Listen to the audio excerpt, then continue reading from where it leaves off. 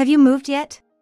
It's been 3 years since Theodore passed away, and during that time, my mother-in-law has completely ignored me. No matter how many times I tried to start a conversation, she wouldn't face me. Fed up with such an environment, when I told her I was leaving the house, she approached me with a smile, as if she was pleased. I'm leaving now. I was giving her a look as if to say how insincere she was, but engaging with her could lead to more trouble. I immediately left the house and began the plan I had devised in advance. The next day, I received frantic calls from my mother-in-law, who had fallen right into the trap I had set. My name is Sophia Trevor. I have been employed as a servant at the Tachia household. I have been working here for a few years, and in fact, I was going to marry the second son, Theodore. Marrying a servant? Are you out of your mind? I will not approve of your marriage with Theodore. There was someone strongly opposed to our marriage. That person was my mother-in-law. Her affection for Theodore was abnormally strong, and honestly, it was frightening how much she depended on him. At first, I didn't realize her abnormal love. A mother loves her child, that's common. That's what I thought. Is there a law that says you can't marry a servant? Just because people are a servant, I hate how you look down on them like that. Whether you oppose it or not, I'm gonna marry Sophia. If you don't like it, we'll just leave this house together. Theodore was strong-willed and straightforward. Instead of the eldest son, Michael, he took over the family steak restaurant handed down from generation to generation and is still the chef there. Michael decided to try his hand alone without relying on his parents' influence. He now manages hundreds of renowned Western-style meal restaurants across the US and is busy with his dream of expanding abroad. His base is overseas, and he now lives there. It was rare for them to meet face-to-face. With Michael gone, Theodore was the one supporting the Tachia family. Reluctant to let the family business die with her generation, his mother desperately tried to persuade him, and seeing no other way, he reluctantly agreed to take over. That was when I came to work at the Trevor house as a servant. I heard from a friend that they saw you at the hospital with Sophia. Your dad's not doing well, is he? If it's okay with you, would you work as a servant at my place? Of course, I'll pay you properly. Theodore and I had met at high school. We met in the cooking club and got along well.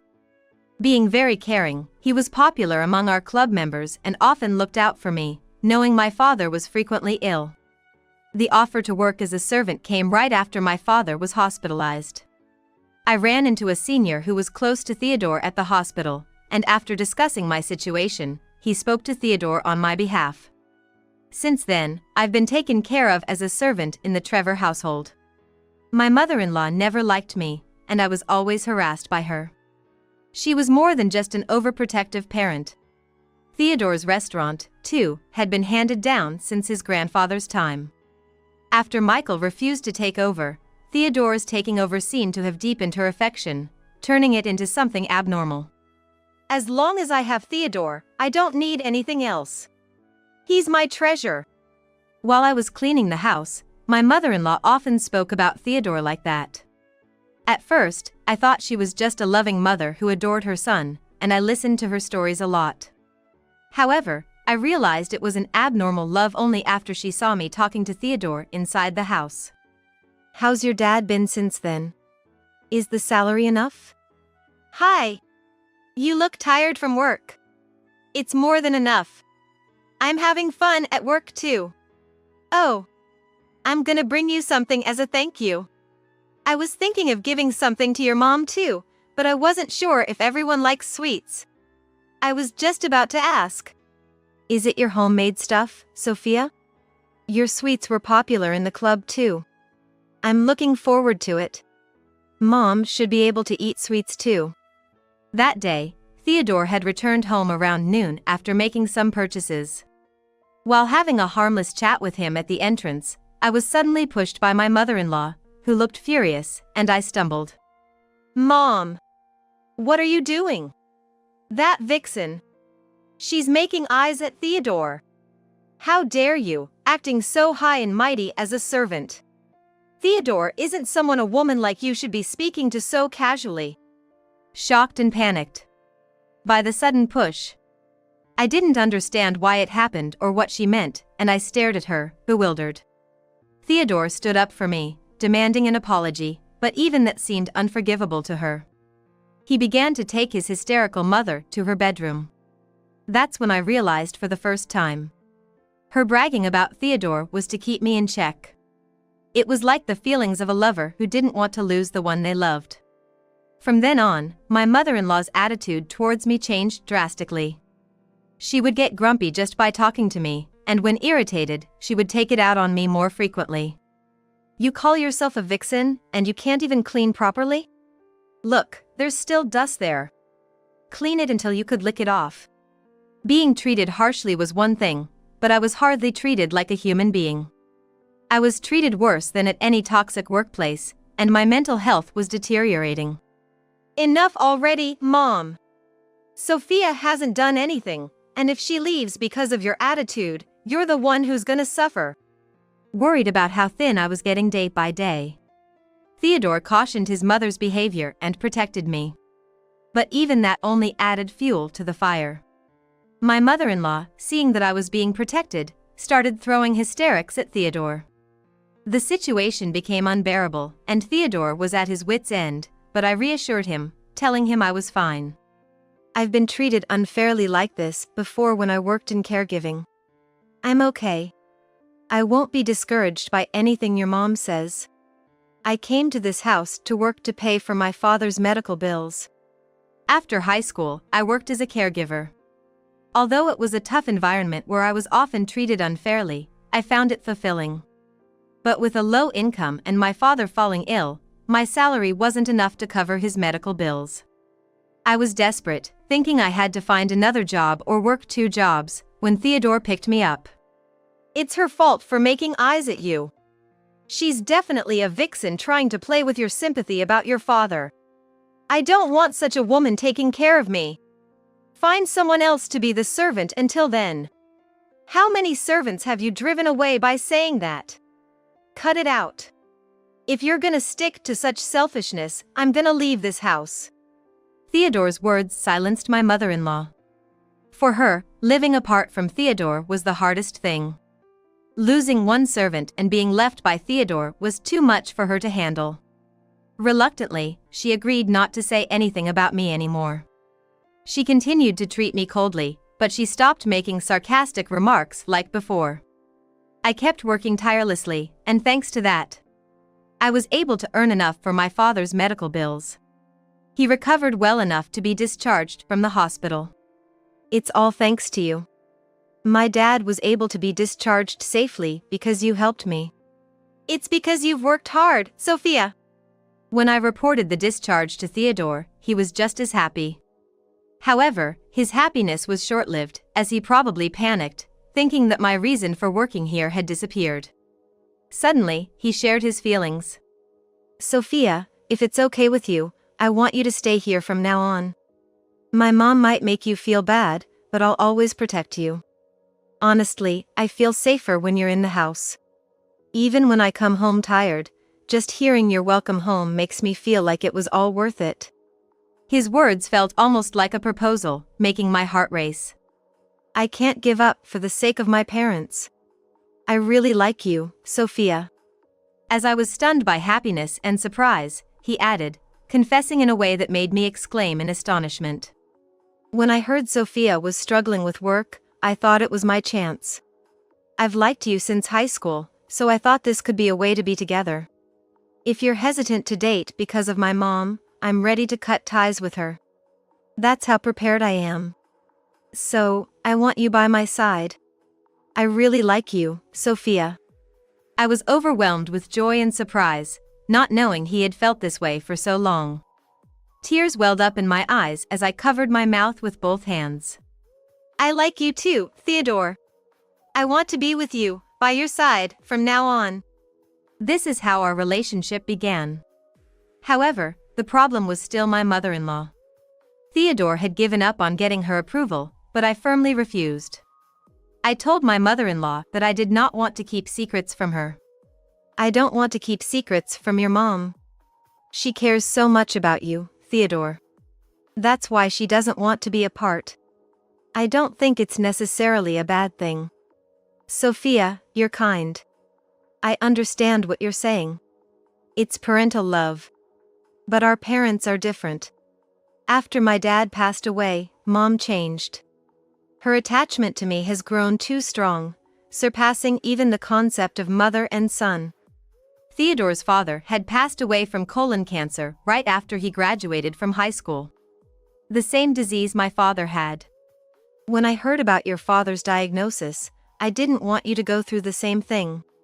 I wanted to do something, anything. That's why I couldn't leave it alone. I wanted to help, so I came up with the idea of hiring you as a servant. I had always wondered why Theodore, who was just a friend in high school, would go to such lengths for me.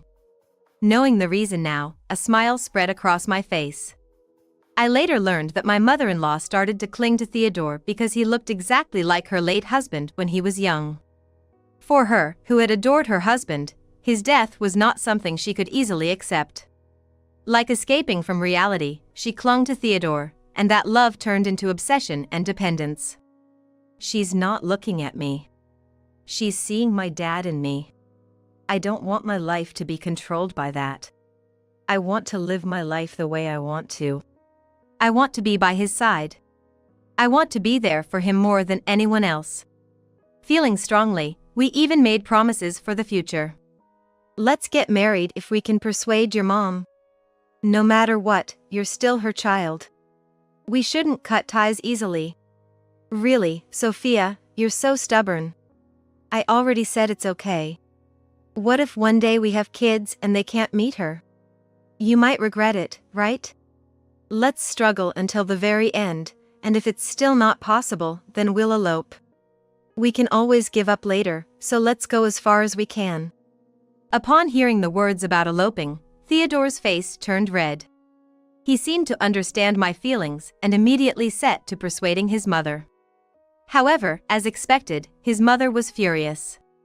As soon as he brought it up, she started throwing everything around the house, causing a disturbance so severe that the police could have been called. The house was a mess, and her dislike for me turned into hatred. If only you weren't here. It's because of you that Theodore has gone mad. I was still working as a servant at the time, and because I was trying to persuade his mother, I continued to show up for work without quitting.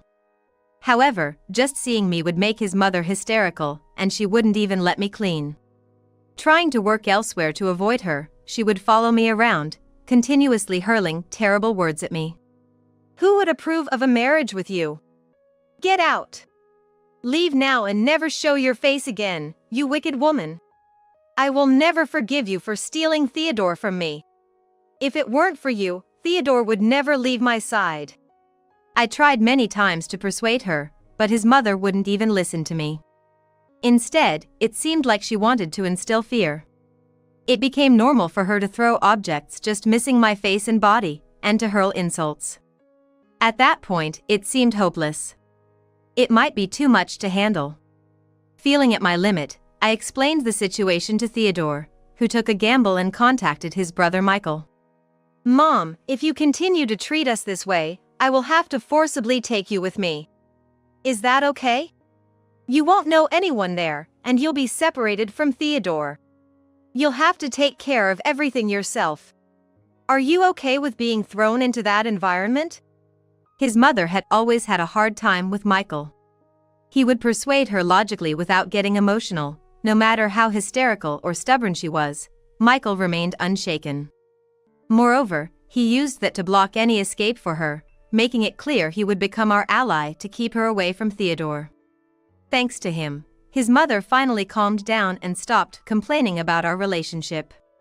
Her attitude towards me changed drastically, as if she was a different person. She started to communicate with me on her own and began to collaborate on household matters. I'm getting on in years. Thinking about my later years, I figured I should reconcile with my daughter-in-law now, or I won't have anyone to take care of me. At first, I was baffled and guarded. But his mother was already 70 years old. Considering she might need caregiving, she couldn't afford to be stubborn forever. She changed her mind and finally accepted us. I thought that was it. However, I would later learn how naive that thought was. Theodore and I got married. And we had many happy years together. His mother, feeling the strain on her body, proposed cohabitation as a condition of the marriage. Thinking our relationship was in a good place, I happily agreed. Theodore also agreed to live together if I was okay with it, and the three of us lived together.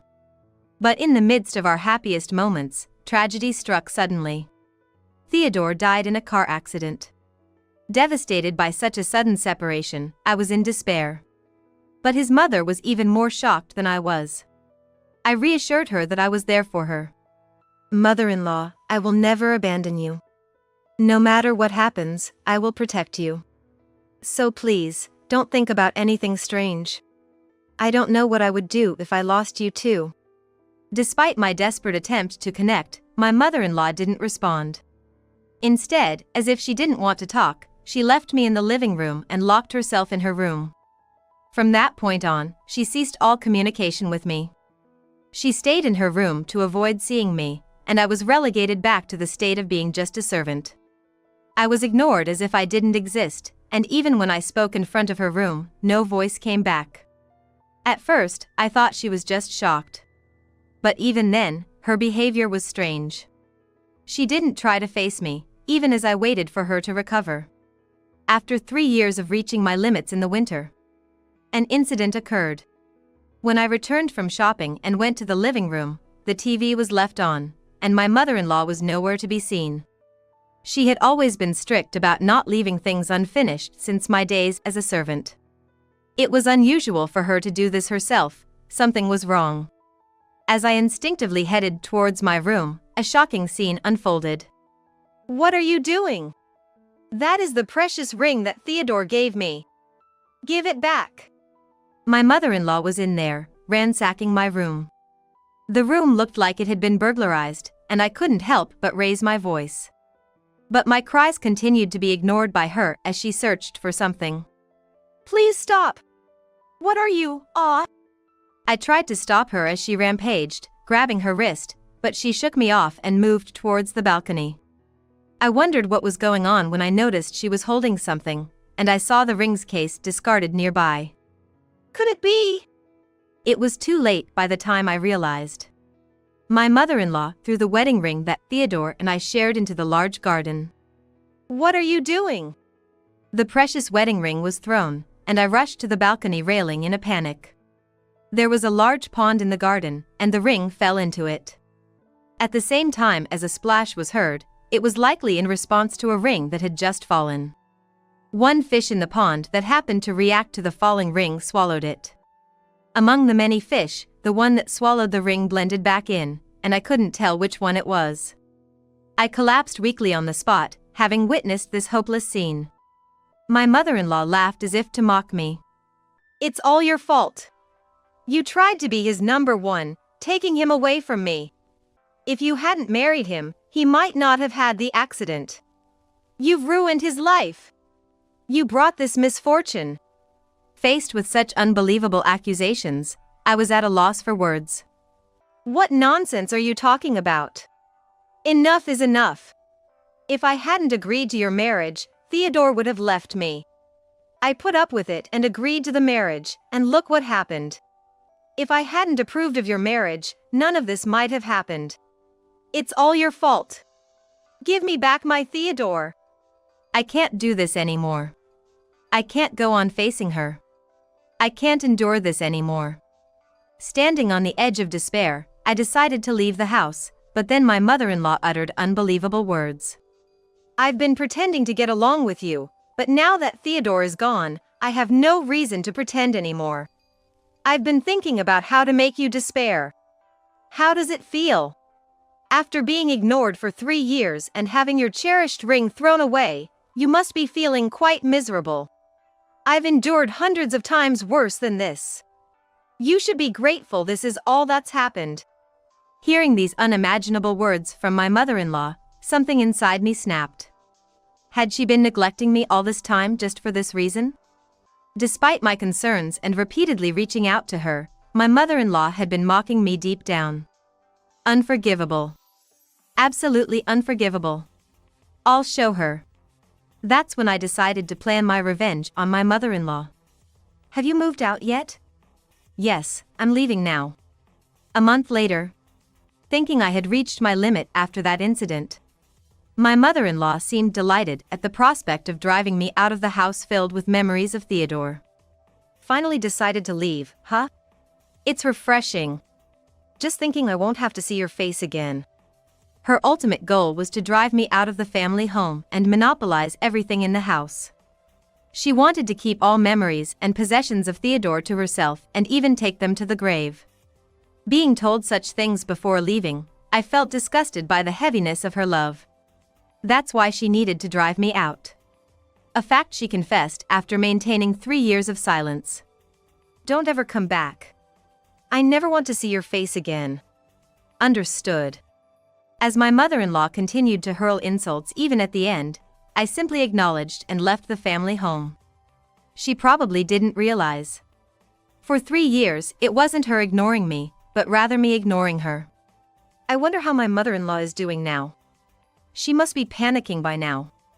Having moved out of the long-inhabited house, I am now starting life in my new home. I haven't given my new address to my mother-in-law. I didn't want to involve her in any trouble if I told her. Finally feeling free, I was enjoying a relaxed coffee in the living room when my mother-in-law began calling repeatedly. She called dozens of times, hanging up after 5 rings each time. Persistent, I put my phone on silent mode and continued to enjoy my coffee. It's too late now, mother-in-law. While murmuring this, I awaited the visit of someone, and just then, the doorbell rang. Hello, sorry I'm a bit late. It was almost noon, and Michael, who I was meeting today, had finally arrived.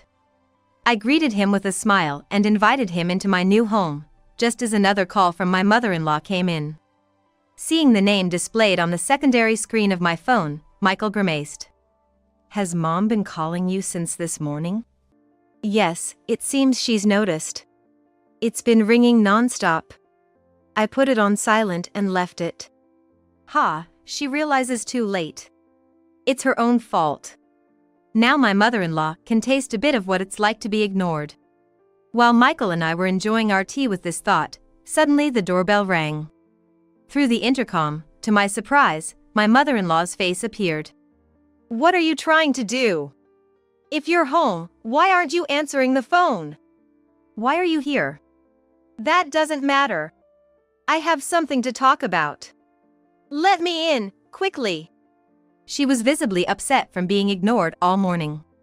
She began shouting so loudly it was disturbing the neighbors, so I reluctantly let her into the house.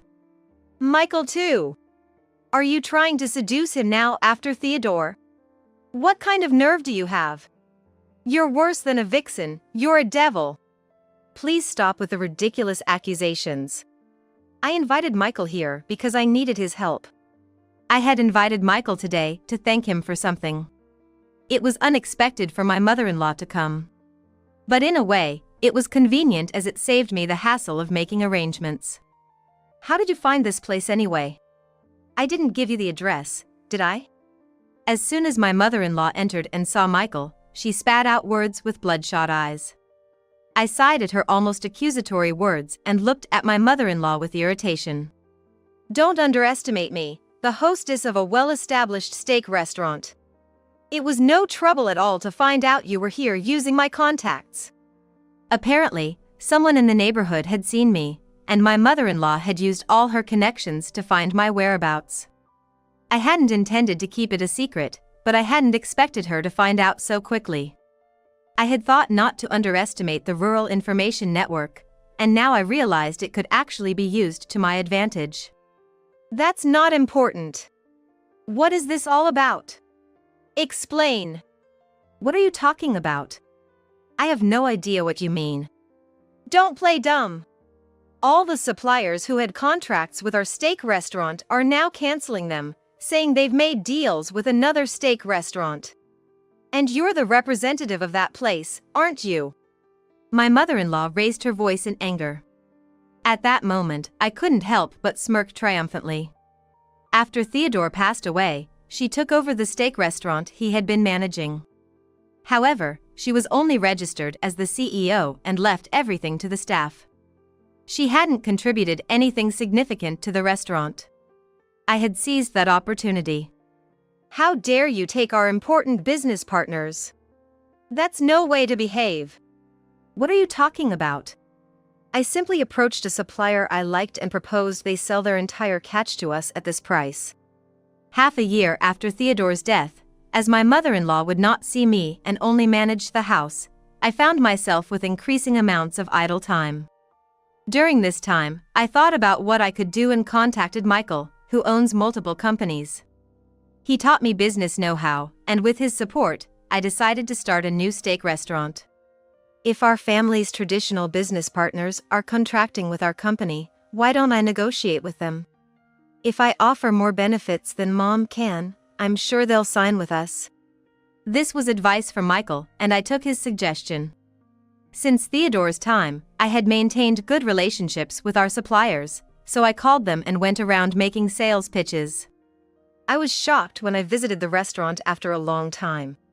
Mother-in-law, you were cutting the salaries of the craftsmen? That's unbelievable. They all have families and were struggling yet still came to work. A restaurant that can't take care of its employees is bound to fail, isn't it? Not only did she stay away from the restaurant, but my mother-in-law had also cut the salaries of the working employees to reduce expenses. Understandably, the craftsmen who had been with us for a long time couldn't endure this. They came to me, pleading for help. The craftsmen who worked under my mother-in-law were lamenting. The previous and the generation before that had treated them like real family. That's why they could keep going even under tough conditions and felt fulfilled in their work. But since my mother-in-law took over, everything changed. She treated the employees merely as pawns, even going as far as reducing their salaries. They all have families, something to protect. Such treatment is too harsh for a business owner. I learned about the restaurant's management state when McLaughlin, the head chef, called me after finding out I was starting a new steak restaurant. My mother-in-law was all about money and didn't care about the people around her at all. The new head chef was oppressive, intimidating the employees to make his own job easier, treating them merely as tools. And because he was favored by my mother-in-law, only his salary increased while everyone else's decreased. Without finding any fulfillment in their work, everyone was troubled. McLaughlin had said that during the call. If you are running a restaurant, could you hire us at your place? I am calling on behalf of everyone to ask you this. I had worked as a helper in the restaurant a few times when Theodore was there. So I knew McLaughlin and the others, and I had heard about the restaurant's situation through suppliers. I couldn't be happier that such talented people like McLaughlin and his team would join us. I gratefully accepted. Thanks to my mother-in-law's careless management, I was able to gather such great talent. For that, I am thankful. The customers who used to enjoy McLaughlin's steak had become indifferent to my mother-in-law's restaurant once he left. The restaurant's reputation plummeted, being downgraded from a top-tier steak restaurant to less than third-rate. It had become so degraded that people said it was better to go to a large chain store than to visit our place, as per online comments. Michael not only taught me the business know-how but also actively participated in garnering support by reaching out to his business contacts. Thanks to him, we received many offers to participate in sponsorships, and based on the theme of once again, the taste of the old establishment, our restaurant was featured on a TV show right after opening. With such effects, the restaurant was booming. It is said that the state of a restaurant 6 months after opening is crucial, but it seemed unlikely that our momentum would drop. We even received offers from the local tourism board to be featured in pamphlets and quickly gained tremendous popularity. Your actions have ruined our store. That store was important to Theodore, too. And yet, you set it up to fail. Do you have no heart at all? Enough, Mom. Despite everything, my mother-in-law wanted to play the victim and make me the villain. I had become numb to the harsh words she threw at me every day. No matter what my mother-in-law said, I felt no pain. But Michael was different. Unable to tolerate her increasingly unreasonable remarks, he spoke up on my behalf. It's utterly wrong to blame Sophia after all the terrible things you've done. You're the one who ran that store into the ground. It was your foolish management that ruined what Theodore cherished. Sophia only wanted to preserve what Theodore valued, his taste and warmth, for the local community. That's why she acted. If your store hadn't turned out like that, no one would have left or terminated their contracts. It's all your fault. Don't shift the blame onto others. Faced with Michael's irrefutable arguments, my mother-in-law was speechless. She glared at me with frustration, biting her lip. When I heard Theodore got married, I was so happy. His expression had changed when we met after a long time. Since Sophia started coming around, it seemed like he got his emotions back, returning to the cheerful Theodore of the past. He had been so oppressed by you, with no escape, that the only place he felt secure was beside Sophia. He had no motivation or goals for the restaurant before. Sophia changed his heart. Don't be jealous just because you couldn't change Theodore like that. Sophia did nothing wrong. I was shocked when I first heard the truth about Theodore. I had thought he was naturally diligent, but it turns out he became that way because of me starting to visit him. At a time when he was lost after losing his father, seeing me, who was in the same situation, struggling inspired him to not give up. Michael explained this to me, and tears overflowed. I'm not jealous. I just couldn't stand it.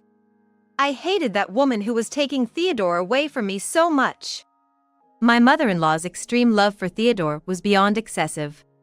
Even Michael was taken aback and turned pale seeing it. I wiped my tears, glared at my mother-in-law, and lashed out harshly. You ignored me for 3 years to drive me out of that house, didn't you? You said that before I left, right? So what? During those 3 years, it was me who kept ignoring you. I was just playing the role of a dutiful daughter-in-law, making sure you didn't realize my actions. What did you say? My mother-in-law hadn't realized that I had been busy with the restaurant. If she found out, she could have interfered. That could lead to even more harassment than before. That's why I maintained minimal communication and pretended to be dependent on her, driven by a sense of duty to look after her. I had been playing the role of the devoted daughter-in-law all along. Thanks to that, you thought I was submissive towards you, that you could look down on me from a much higher position. But in reality, it was different. I manipulated you into ignoring me, all the while I was actively working behind the scenes, using your abnormal love for Theodore to my advantage. Realizing she had been manipulated, my mother-in-law was stunned and lost for words. Whatever you think of me hating you, do as you please. But remember, Theodore and the restaurant, it's all the seeds you sowed yourself. How dare you? If you're frustrated, you should have cared more. Theodore, the restaurant staff, the business partners, they're all people. They're all humans with emotions. As a business owner, you lack the talent if you can't see people as people. If you think I stole your business partners, go ahead and spread that around. You'll only get back what you deserve. Silenced by the truth, my mother-in-law had nothing to say. I continued. I don't think your feelings for Theodore or your passion for the restaurant can match mine. I will make that restaurant the best steak place in this town, just as Theodore cherished it. So, be prepared. I'm not the person who will succumb to your harassment anymore. Hearing my words, my mother-in-law screamed in frustration and left the house, never to be seen again. Thus, my long battle with my mother-in-law concluded. Within a year, her restaurant went bankrupt. Ever since she took over, it had been all bad reviews, with online ratings below 1 star. The steak restaurant had become infamous, ranking among the worst in the nation due to its poor reputation. It seems the management had been akin to pedaling a bike uphill, as my mother-in-law had amassed a debt of $100,000. It looks like the accumulated losses over 6 months of strained management took their toll. Even after the restaurant closed, my mother-in-law was scorned by those around her. Not only had she been harsh towards me, but she was also rumored to favor only young male employees and neglected her staff, eventually leading to no one thinking well of her. Unable to endure such a reputation, she left town. And now, no one knows where she is. It's truly poetic justice. Ah, it feels refreshing. I thought Michael had a rather sly side to him as he spoke with a laugh. Since then, I have been very busy with the restaurant. Just as everyone said, whether half a year or a year passed, our restaurant's popularity never declined. We were even featured in a magazine titled Restaurants Worth the Splurge, and people from all over Japan came seeking our flavors. This also contributed to the revitalization of the town, and now our restaurant area is bustling like a shopping district. After eating steak here, let's have dessert at that ice cream place next time. If you eat too much of everything, you'll upset your stomach. Oh, wait a minute. As I watched such heartwarming parent-child conversations from the doorway, Michael showed up. Wow, I never imagined it would sell this well. I'm glad I could be part of the sponsorship. I owe it to you, Michael, for helping me get to where the restaurant is today. I think Theodore would be happy in heaven to see the restaurant thriving like this again. Yeah, maybe he's even making steak with us. Just kidding. While Michael said this jokingly, I looked towards the kitchen, thinking Theodore might still be with us. Let's keep working hard together as a team. With that thought, I called out to the imagined presence of Theodore in the back of the kitchen, ready to tackle another day at the restaurant. Do you have a moment? It's about your mother-in-law. The doctor, who had pulled on my arm, looked at me with a deeply concerned expression. It's been 10 years since my mother-in-law became wheelchair-bound, and she has regularly been going to the hospital for checkups and physical therapy. That day, my mother-in-law is at the hospital for the same reason, undergoing tests. I was waiting for my mother-in-law in the waiting room before her therapy session when this doctor grabbed my arm. I'm gonna speak with her primary doctor about this. I gently released my arm from the doctor's grip. The doctor standing in front of me was a man, but my mother-in-law's primary was a woman. I didn't heard of any change in her primary care doctor. I was puzzled as to why a doctor who wasn't her primary would want to talk about my mother-in-law. Seeing the suspicion in my eyes, the male doctor hastily grabbed my hands. There's something neither your mother-in-law nor her primary doctor should hear. That's why I only want to tell you. Huh? Only me? I took a step towards the doctor, who was looking at me with a grave expression. My name is Julie. I'm a 37-year-old office worker. I work at a small and medium-sized company, but for some reason, I've been working remotely lately. When I was a child, my mother left home, and I was raised in a single-parent family. My father was always like, your mother was a no-good woman who ran off with a younger man. He advised me to never meet her. All I heard was that her name was Yvonne and she was a spendthrift, treating me like a nuisance and my father like a slave. My parents eventually divorced, and thanks to my father working day and night, I was able to go to college and find a job, albeit not at a big firm. Even though I didn't have a mother, I never felt lonely because of all the love my father gave me. After starting work, I've lived alone and become independent. 14 years ago, I married Mike. Mike's father had passed away 2 years before our wedding, and his mother, who was living alone, warmly welcomed me into their family, treating me like her own daughter. For years into our marriage, my mother-in-law was involved in a car accident and became wheelchair-bound. My mother-in-law used to be a lively and cheerful woman, but since the accident, her smiles have disappeared, and she's become very withdrawn. It must be hard for her to accept limited mobility. Though she had various caregivers over the years, it seemed none of them were a good match, and she seemed to deteriorate. She kept contacting us, saying she felt lonely and wanted us to come back, even if it was for a short while. Concerned, we decided to move back into his family home to take care of her. We decided to take a week off using our paid time off to dedicate to her care, and then return to our jobs once she was feeling better. My mother-in-law seemed relieved when my husband and I came to visit. After a few days, she began to smile again. But when we told her that we needed to get back to work, her demeanor changed completely. She didn't let us go. She was like, no. Please, both of you, don't leave. Don't leave me alone, crying out, nearly hysterical. Trying to calm her, I was like, look. Mike really needs to get back to his job, but I'll talk to my company and see if I can stay here a bit longer. I'll come back as often as I can. Just hang in there for me. Julie, if you can stay, that'd be great. Mike, you better come back, okay? I'll be waiting. After the loss of her husband, my mother-in-law had been alone for a long time. When we, as a couple, came to visit, she was overjoyed.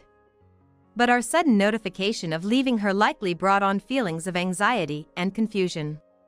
I guessed her weakened state over the past week made her more fearful of facing her loneliness. After discussing with my company, I decided to switch to remote work and work for a short time from home until my mother-in-law calmed down while taking care of her. But ever since then, she despised being alone. Even when I worked from home, she'd always be clinging to me. No matter how close we might be, I couldn't let her be seen by my coworkers. Even if I asked her to leave the room, she'd always be waiting somewhere she could see me. It felt like I was being watched, and I began to resent it. Mike, on the other hand, would come home on weekends and even take some days off during the week to help with her care. Although she continued physical therapy, there was no improvement in her condition, which meant I couldn't return to the office. Our personal lives were dominated by her care, leaving no time for just the two of us. This year marks the 10th year of this lifestyle. She turned 65. With each passing year, her dependency on us grew. My husband, unable to bear it, reduced his visits year by year. Even if I stepped out for just a few minutes, my mother-in-law would freak out, yelling, and she was like, "Take me with you." Calming her down took ages, and I couldn't go back to our own home. But I couldn't abandon the woman who had welcomed me, from a single-parent household, without any judgment or prejudice. Then, one day, everything changed. On this day, my mother-in-law had a routine checkup. As always, I accompanied her to the hospital. My mother-in-law's doctor was a woman in her 30s named Mia. She had been taking care of my mother-in-law for 10 years, and I trusted her completely. After my mother-in-law went into the examination room, I stepped outside to take a work call. When I returned about 15 minutes later, a young male doctor stopped me. "Excuse me, you're Sally's daughter, right?" Sally is my mother-in-law's first name. The doctor who called out using my mother-in-law's name was a male doctor a bit younger than me. It was Ryan, and he recently transferred to this hospital. He mentioned that he's worked in the same department as Dr. Mia, who has been in charge of my mother-in-law. Taken aback, I was like, "Yes, actually I'm her daughter-in-law." "But what's going on?" "Well, I'm sorry for the sudden approach. Do you have a moment? I need to discuss something about your mother-in-law." "Regarding my mother-in-law?" "Sure, what's up?" I figured my mother-in-law's appointment probably wasn't over yet, so I agreed. Then, Dr. Ryan looked a bit relieved and led me to a small private room. It was a consultation room, not too far from the examination rooms. Dr. Ryan motioned for me to sit in a chair on the side, and once I settled in, he took a seat across a small desk, looking directly into my eyes. "You're currently living with Sally at her house to take care of her, right?" Oh, yes, that's right." I explained that for the past 10 years, I'd been working from my mother-in-law's home while caring for her. I hardly had time to hang out with friends, let alone have some alone time with my husband. Because of my mother-in-law's increased dependency, my husband started avoiding coming home. I lost almost all of my personal time, so I couldn't really discuss the care of my mother-in-law with anyone else. Dr. Ryan nodded, listening intently, which made me spill all the frustrations I'd been feeling. "Oh, I'm so sorry for going on and on like this." He was like, "It's completely all right. Anyway, wow, 10 years. He said that with a gentle smile, and then his face grew thoughtful. Moments later, Dr. Ryan looked at me with a serious expression. He started talking. However, what reached my ears wasn't Dr. Ryan's words, but a scream from my mother-in-law.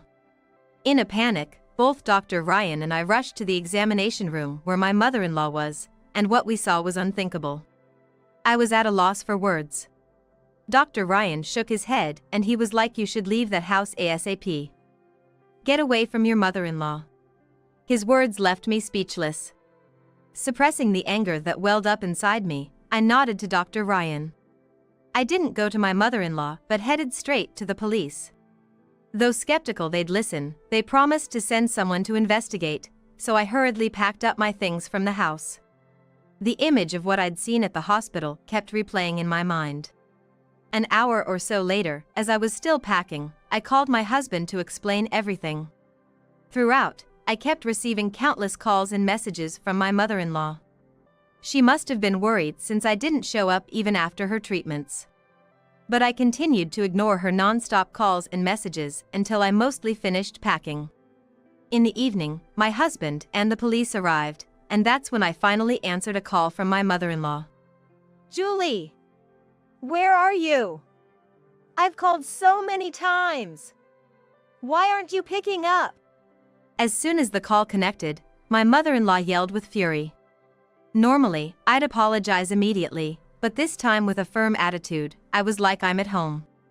Why did you leave me behind and go home first? How could you do that? My mother-in-law continued to rant and rave. Sighing, I was like, "Hey, I realized I don't need to live with you anymore, so I'm going back to the house where my husband is," I told my mother-in-law firmly. Well, Julie, what on earth are you thinking? How do you expect me to live without you? How am I supposed to get back from the hospital? You probably know best, right? Why don't you just walk back home?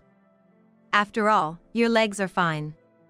So, you don't need a wheelchair or care, right? When I continued like that, my mother-in-law let out a short scream. I could picture her being extremely upset. You know I found out everything you've been hiding. I then relayed to my mother-in-law what Dr. Ryan had told me and what I had personally witnessed. According to Dr. Ryan, recent tests showed that there were no issues with the muscles or nerves in my mother-in-law's body.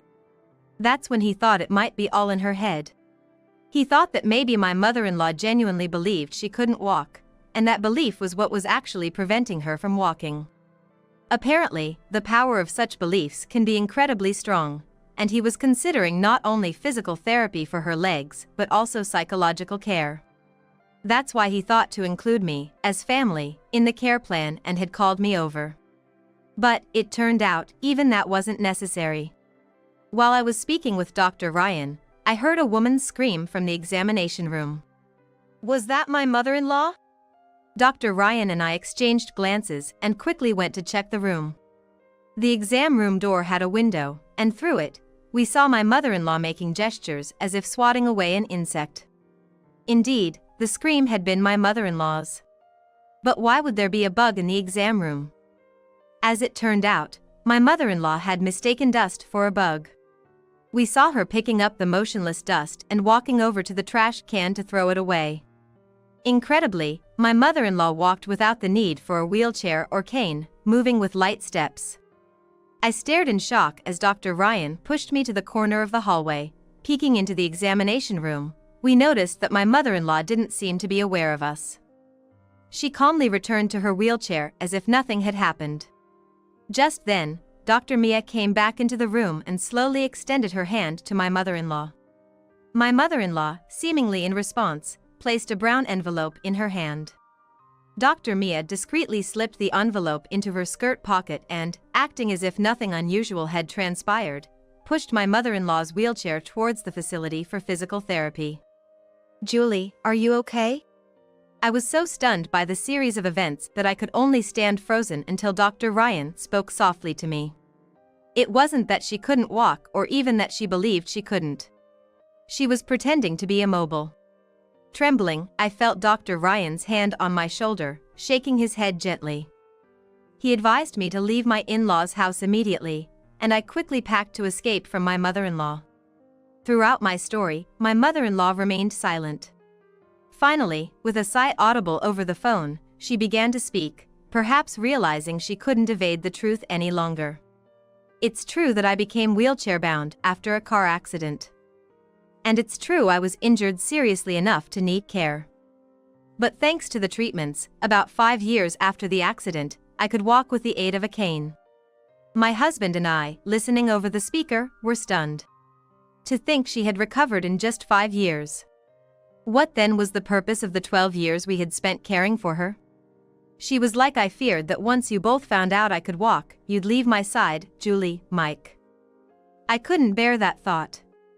We knew she loved us dearly from her day-to-day attitude. She had us take care of her to ensure we wouldn't leave.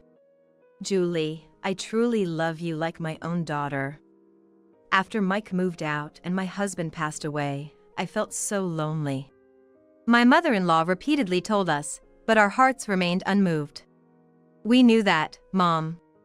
Mike. But the way you went about it was wrong. We can't be by your side any longer. Sorry.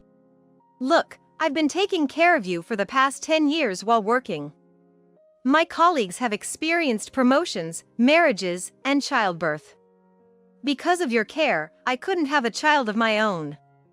I had almost given up on having kids. But now, I feel like the past 10 years are in vain. Why did you deceive us to the point of having us care for you? We would have visited you during our time off. Why did it have to be this way? I didn't mean to blame her, but as the words poured out, so did my tears. With my husband supporting me, I told my mother-in-law that I didn't intend to care for her anymore. We would leave her house today and never contact her again.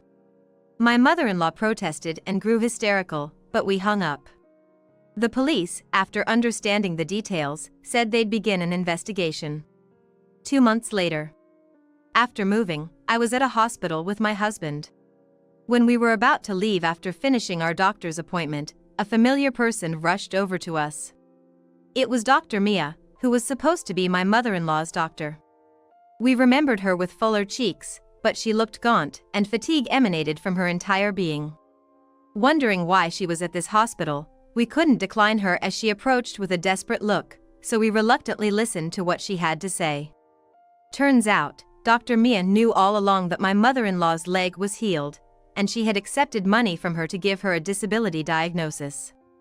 She mentioned the money was also in the envelope she received from my mother-in-law that day. Apparently, due to a complaint by Dr. Ryan recently, the hospital found out, and she was fired immediately. Furthermore, since she had continuously forged medical certificates, she's likely going to be arrested for fabricating medical records, and it's almost certain that her medical license will be revoked. But she insisted that she didn't do anything wrong. Incredibly, Dr. Mia claimed that the money wasn't an appreciation gift from my mother-in-law, but hush money from my husband and me. She alleged we plotted to scam disability pension by making my mother-in-law disabled, and she had written the necessary documents reluctantly after we threatened her and paid her off, but there was no evidence of any of this. It was Dr. Mia who extended her hand to my mother-in-law that day. I couldn't believe that she put all the blame on us just because she was in trouble, about to be arrested. What are you talking about? We haven't done anything like that. No. That's the truth. I'm gonna tell the police everything. Dr. Mia, her eyes red with rage, shouted, making us turn pale. While her claims had no evidence, it would also be tough for us to prove we had nothing to do with her.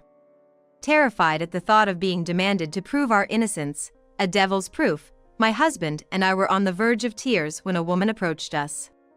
She stood between Dr. Mia and us, shielding us. Aren't you the head doctor here? I urgently need to talk to you.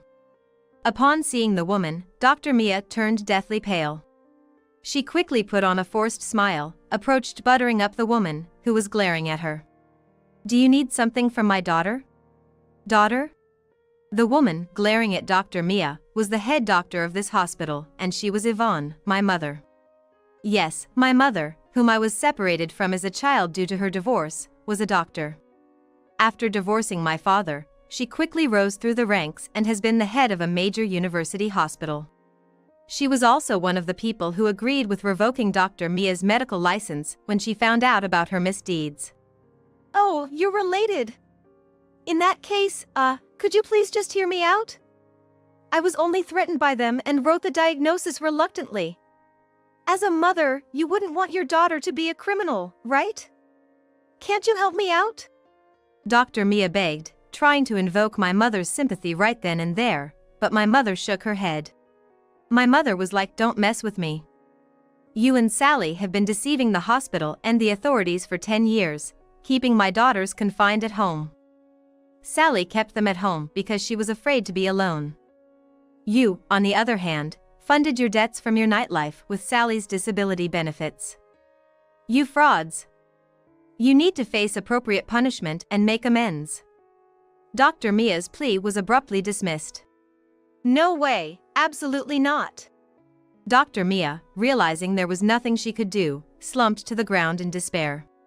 Whispers and stares from those around us focused on her, and we couldn't help but watch with indescribable feelings.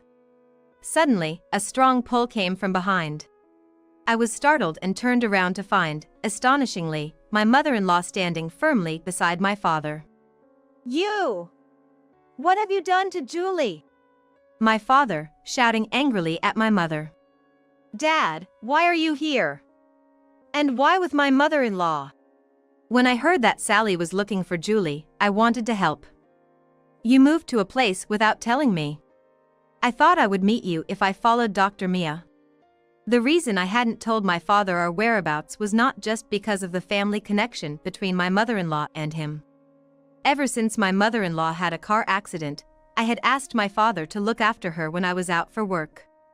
It was during those times that they became close and started dating secretly, behind the backs of both of us. I had found out about this last year when I happened to see my father and my mother-in-law talking closely at my in-laws' house on a few occasions after returning from an outing.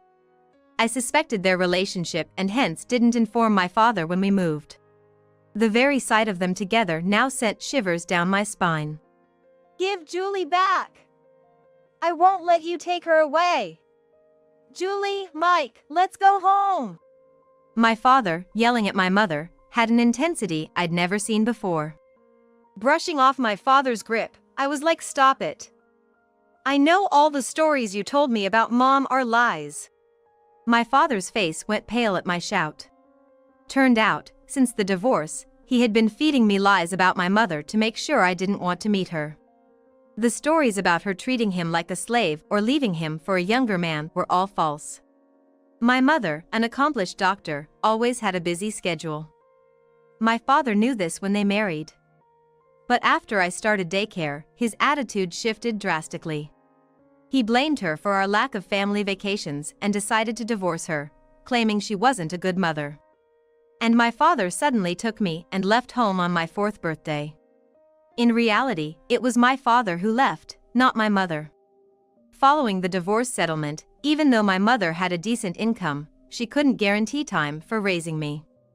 So, my father was nominated to live with me. However, my mother had been sending a substantial amount in child support every month. I didn't know until I met my mother. Even after becoming a single parent, my father made sure I didn't want to see my mother by portraying her in a negative light with false stories. It seemed that my mother wanted to see me, but most of time she was overseas for trainings or researches. Even she kept sending me letters to me from overseas, but my father kept refusing, hiding the letters. There were times when it seemed they might meet, but something always came up. Either my mother got an emergency call at the hospital or my father would come up with an excuse to cancel at the last minute. I had been told since I was young that my mother couldn't be reached, or that no one knew where she was. Turned out, that was a lie. The reason my father could afford to travel once every 2 months and pay for my high school and college tuition was thanks to the child support money from my mother. Our comfortable life was all thanks to my mother. So, the story of my father working late nights was also a sham. To make it seem like he was struggling with parenting, he'd work a regular 9-to-5 job, then spend night in somewhere, coming home only in early morning. When my father yelled and he was like, "Where's your proof?" my mother calmly showed him a mobile bank app. She was like, "This is how much I've transferred to you over the years for Julie, and your company unusually has strict policies against second jobs, so it was impossible. I can confirm with them if you'd like." My father crumbled, and my mother-in-law tried to comfort him. Seeing my father like this made me realize that I had been lied to my entire life. While the truth was shocking, I felt more anger than anything else. I was like, "Thanks for everything, Dad. But it's time to say goodbye, saying that coldly. My father clung to me, and my mother-in-law was like, Julie, your dad did everything he thought was best for you. No, he did it for himself. He lied about struggling as a single parent using the money from my mom. And you lied to my husband and me, trying to bind us to your home. Both of you are a perfect match for your lies. Please, stay away from us and my mother. With no excuses left, my father and my mother-in-law were speechless. Ignoring their stunned faces, we left the hospital with my mother. Later, Dr. Mia was arrested and lost her medical license. She had forged medical documents multiple times and was sentenced to imprisonment. Additionally, the hospital she worked for is suing her for defamation. My mother-in-law had bribed a doctor for a fake diagnosis, leading to her having to pay back all the pension money she received with interest. She's also facing fraud charges, as informed by the police. Mike says he's cut ties with her, so he's not bothered about her future. I'm trying not to care either. As for me, I realized I had been somewhat dependent on my mother-in-law. Feeling betrayed sent me into a mental spiral, so I've been seeing a therapist at the hospital where my mother works. Regarding my reunion with my mother, when I was getting a referral at my previous hospital, the doctor's name I was referred to was the same as my mother's. To my surprise, it was actually her. My mother was skeptical when she saw a patient named me, but during the consultation, she realized it was me. Our reunion can only be described as miraculous. I can't be treated by my mother due to hospital rules, but she supports me from behind the scenes. I've been back to my job at the office while still attending therapy. When visiting Dr. Ryan, who informed me of the truth about my mother-in-law, I heard that he and my husband were old high school buddies. We now often hang out, with Ryan visiting our place, and everything feels like old times. It may be hard for me to forget how I was tied up by my mother-in-law and my father. But my husband, my mother, and Dr. Ryan always encourage me to take things easy and do what I want. Thanks to that, I'm planning trips with my friends or going to cafes by myself. A mom friend who always finds a reason not to pay for meals. She invites me to go out and then leaves without paying, as if it's natural. I had become the one who always pays. One day, she invited me to a hotel and said, "Pay $1,500. I was confused and asked, "What are you talking about?" And she demanded that I pay for our share of the lodging. She was saying something so unreasonable. I'm still in shock, but I'm going to give her a dose of reality. I am Michelle, a 45-year-old office worker. I live with my husband of 18 years, our middle school daughter, and elementary school son. Since both my husband and I work, we share household chores. Whoever has free hands does the dishes, and we cooperate to manage our daily lives. My husband actively takes care of our kids, driving our daughter to her sports activities, playing catch with our son. He's a great father. I'm happy to spend time with such a considerate husband and cute children. Then one day, a person who shattered my peaceful daily life appeared. Michelle, wanna go out for coffee sometime? One morning, while I was taking out the trash, the one who spoke to me was my neighbor and fellow mom, Susan. Good morning, coffee, you say? I asked back, and she replied, There's a cafe that opened nearby that sells delicious bread. I thought we might go together. Apparently, a trendy cafe that sells popular Korean bread had opened nearby. Oh, I see. I said non-committally, but Susan was thinking to herself. Oh, Michelle, you have work, right? Yeah. And seemed to be considering something. Susan, a mom of my daughter's classmate, hadn't talked much before, but we'd had some interaction lately. Let's go on Saturday. Yes, that'll be good. Susan was excited, but I wasn't enthusiastic. To be honest, between work, housework, and childcare on weekdays, I want my 2 days off for family time. As I was thinking of refusing, Susan said, On Saturday, your daughter has sports, and your son said he has plans with friends, so there's no problem, right? I was surprised that Susan knew my children's schedules, and asked, How do you know that? She cheerfully responded, I heard from David, who's in the same sports activities, that there's practice, and your son said he's going out to play. It became hard to refuse Susan, who was in such a good mood. So, Saturday it is. She left after stating the date and meeting place, and I had committed to going to the cafe. Then Saturday came, and I was feeling down after working overtime. We were supposed to meet at the station, but Susan was nowhere to be seen even 10 minutes later. Michelle! I saw Susan waving from a distance, looking cheerful. Oh, it's a bit chilly today, she said, without apologizing for being late, and talked all the way from the station to the cafe. When we arrived at the cafe, there was a surprisingly long line, even though it had only been open for an hour. Oh my, lots of young people. Most of the other customers were young people. I suggested going to another store because of the long wait, but Susan stubbornly refused, saying, "No, I want to eat this bread." We waited in line for an hour. Finally seated, guided by the staff. Phew, I'm tired. Michelle, you should have gotten the drinks ready, Susan said. Holding back my frustration, I smiled and apologized. Sorry for not being thoughtful.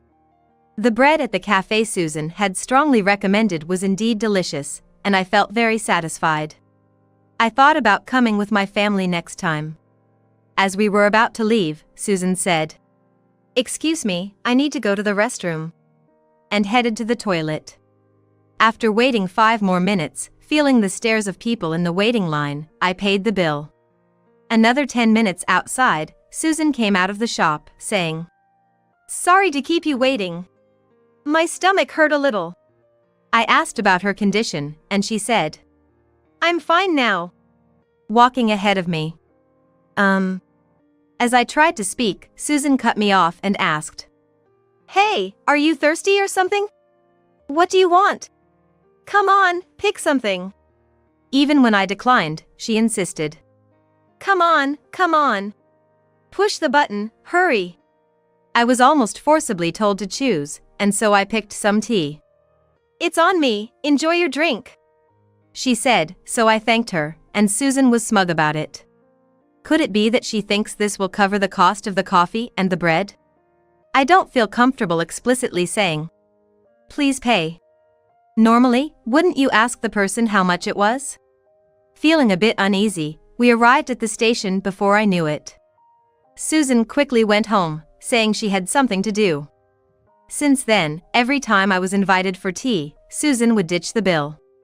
Not only that, but she seems to be inquiring about my family's activities from other people. Meanwhile, she leaves her kids with her in-laws on Saturdays and Sundays and goes out with friends, hardly ever being at home. Lately, she has even been leaving her kids with us to go out drinking on weekday nights. She had been checking when we would be home to drop off her child. "Bringing the child before dinner," she said. "Oh, is it dinner time? Well then, please take care of my child too." The child was happy to eat with us, saying it felt like siblings, but it wouldn't be the same for the adults. "Is your husband not home?" I asked, to which she replied, "He is on a business trip a lot, so he's not here right now. Take care, okay?" It seems her husband is away a lot for work. Hold on, at least pay for the food, please. Honestly, with 2 growing children, the cost of food can be quite a burden. "It doesn't make much difference with just 2 more," Susan said, leaving, but any homemaker should understand. A month has already passed since we started living this way, and the kids are on summer vacation. On the way home, Susan from the neighborhood invited us to go out with our families. What should we do? On his way home from work, my husband had been approached by Susan. Since Susan's husband would be home, she invited us to go out during the holiday. If it's with the family, it's probably fine. If her husband is there, it shouldn't be a problem, right? I thought, with some apprehension. I don't know. But the kids seem to be on board. It seems he had already mentioned it to the children, and it was set between them and Susan. "It depends on you and my schedule," he said. I was so dumbfounded by Susan's strong-arm tactics that I couldn't say anything. If the kids are looking forward to it, we have no choice. I contacted Susan, and we decided on the time and place while discussing the details, and the day finally arrived. Hey, where's your husband? Her husband, who was supposed to be there, was nowhere to be found. Unfortunately, he had to go on a sudden business trip. It seems Susan's husband won't be able to join, and it'll just be her and her 2 children. Then I'll follow behind. We drove separately to the destination. We arrived at a rental campground with fully equipped facilities, including cottages, and we were going to stay overnight and return the next day. While we were preparing the barbecue, the kids were already playing. Once everything was ready, we started grilling the meat. We had reserved food for 10, which was 2 extra servings. Since Susan's husband wasn't there, we had 3 extra servings, and I was worried that we might have too much. Breakfast is always the kids' favorite, but during the summer break, thinking of the menu for lunch and dinner is such a hassle, isn't it? We were just having a casual conversation, while Susan just sat there. That's why, today we're just grilling meat. Easy peasy.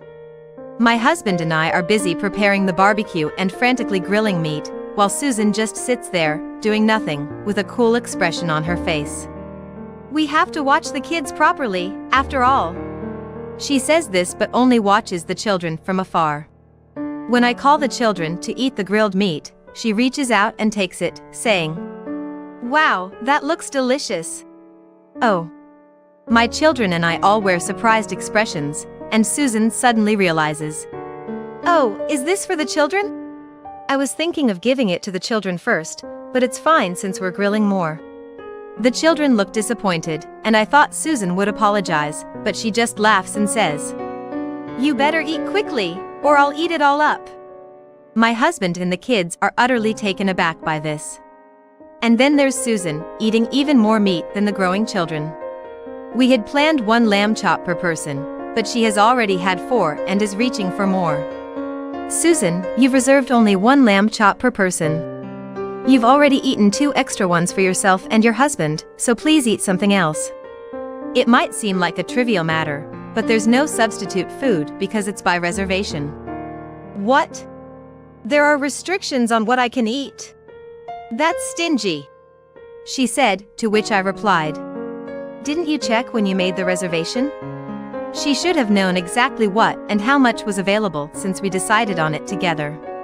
When we were planning, and we talked about ordering more because we have growing children, she said, "I don't eat much, I have a small appetite. Just think of me as not there, and 1 extra portion should be fine." With my children who eat well and the men around, I thought it would be safe to order for 10 people. We had 2 middle school children who could eat 2 portions each, and 1 elementary school child who could eat 2 portions, so there shouldn't have been any problem with the amount. But the meat was disappearing quickly. "Mom, I want to eat that meat," my son said, reaching for the meat he wanted, only to have Susan snatch it and eat it quickly. I was angry, but my usually mild-mannered husband was starting to show his irritation as well. The reason we couldn't strongly object was that Susan's children were also there. "Mom, don't act like a child," said Susan's daughter. "What are you talking about?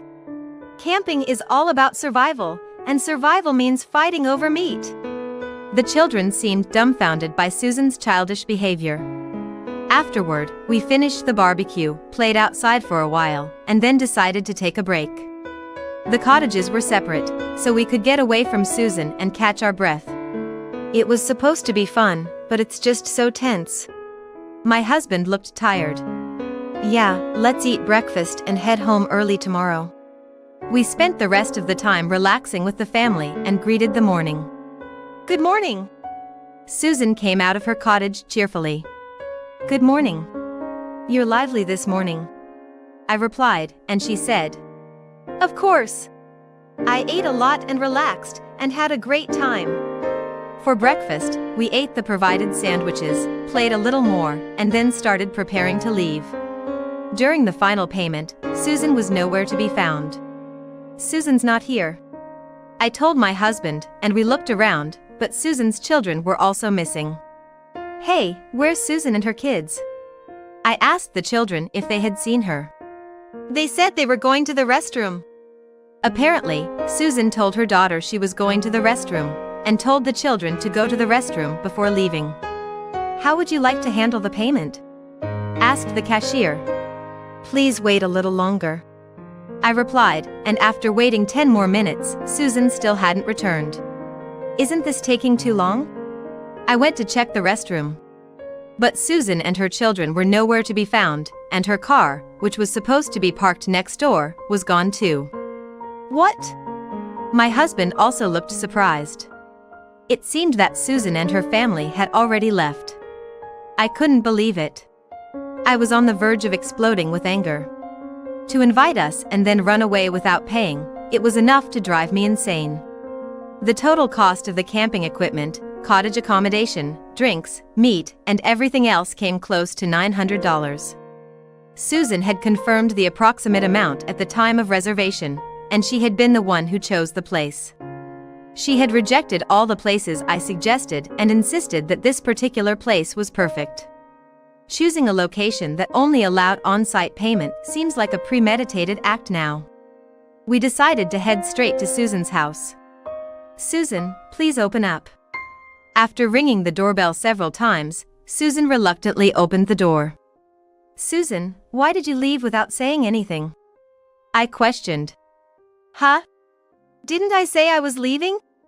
She pretended not to know. "Susan, you have to pay on the spot. Hand over the money," I told her a bit forcefully. "Oh, I forgot. But I don't have any money right now," Susan replied. "We confirmed the amount in advance, didn't we? You were the one who set the budget, Susan." I hadn't mentioned it before, but I couldn't keep quiet any longer. But she kept saying she had no money, so I asked what was going on. "I bought something I wanted before the camping trip. Look," she said, laughing and showing off what she had bought. "So you didn't have any money during the camping trip?"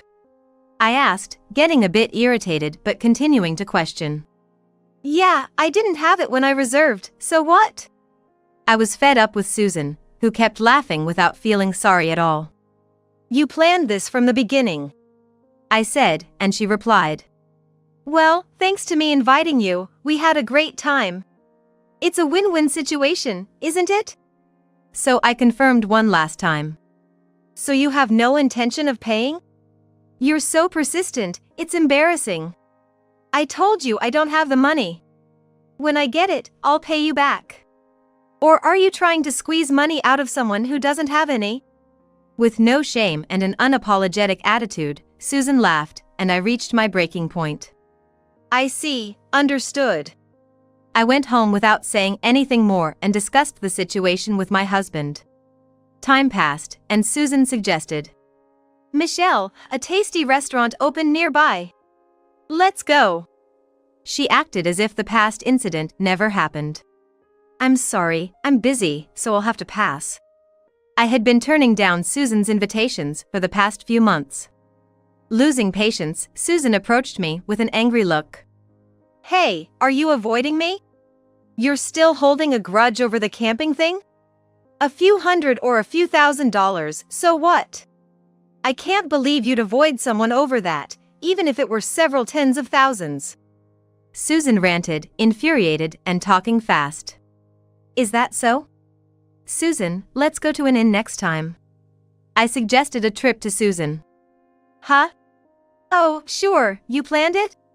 In that case, I'll have to coordinate with my family." Susan became cheerful. I told her my husband had given me some alone time and was thinking of going on a 2-night trip. When asked if my husband would mind taking care of the kids, I declined, saying he was busy.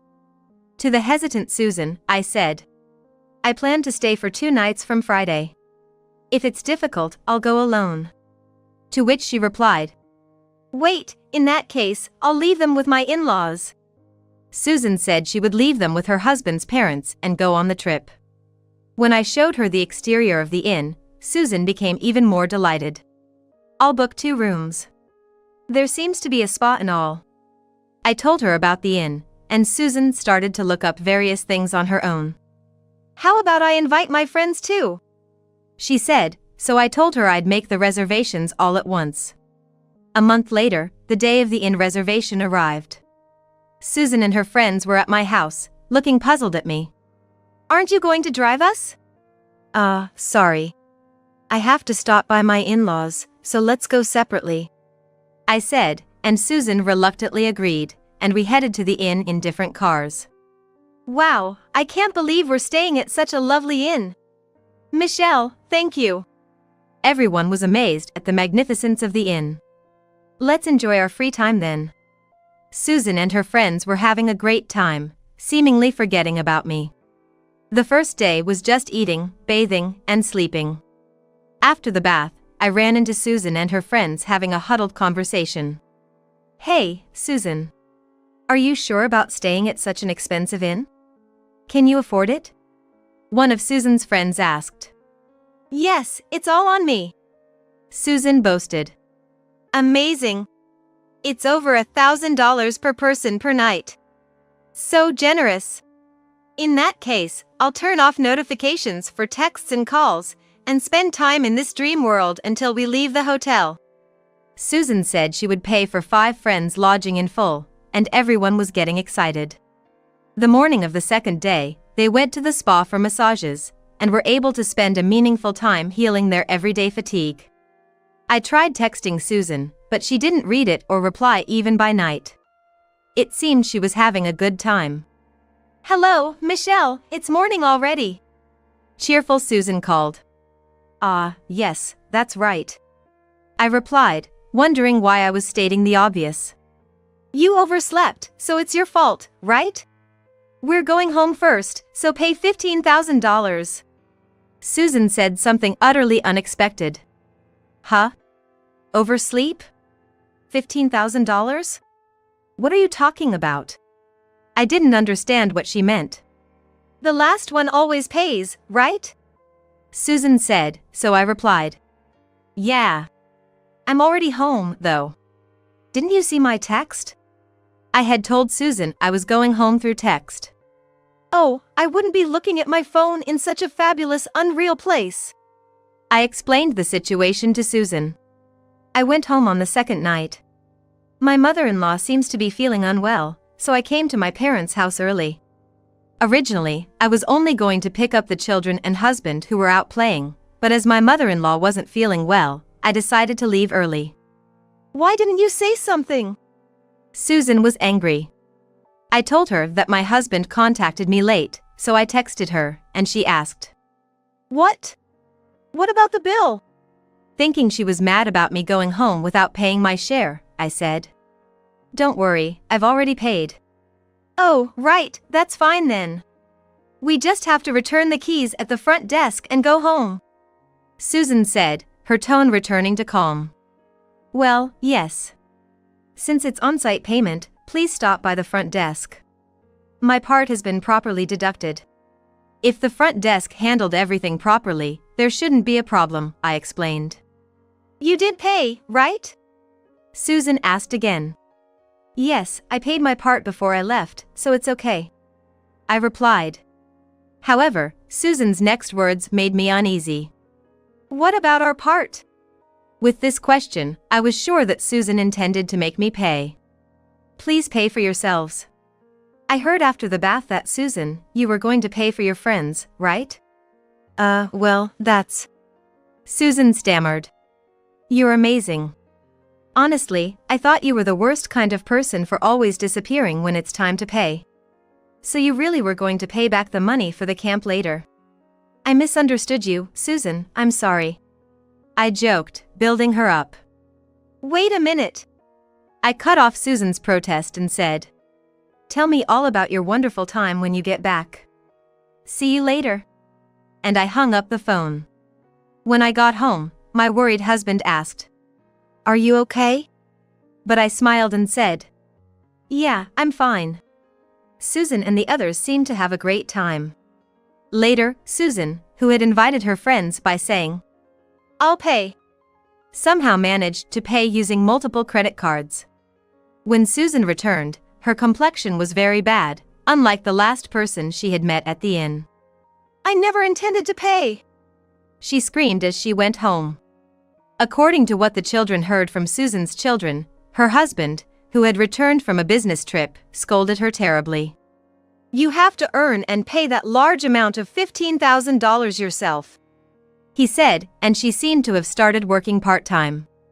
For Susan, who had been leading a sloppy life, leaving housework and childcare to others, it must be a very tough time. She seems to be working so hard that she has no time to rest, both physically and mentally.